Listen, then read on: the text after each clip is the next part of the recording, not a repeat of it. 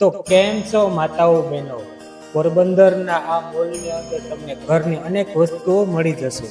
હું જેવો મોલની અંદર ગયો તો મારો મગજ હેંગ થઈ ગયો કે લાખોને મોઢે 1000 એટલી બધી ઘરની વસ્તુઓ, એ પણ બધી વસ્તુ વ્યાજબી ભાવે મળી રહે છે. દિવાલના ઝુમર, તોરણ, રસોડાની વસ્તુઓ, લવ ગિફ્ટ વસ્તુઓ, અનેક પ્રકારની છબીઓ, લવ ફોટા, તેમજ અલગ અલગ બધી વેરાયટીઓ જોઈને મારો મગજ હેંગ થઈ ગયો કે આના તો મને એક પણ નામ પણ નથી આવડતા. પ્લાસ્ટિક ફૂલ, ભગવાનની મૂર્તિઓ, જે તમને મનપસંદ વસ્તુઓ એક જ મોલમાં મળી રહેશે. क्या बात है सर, क्या बात है सर, क्या बात, ये बात है.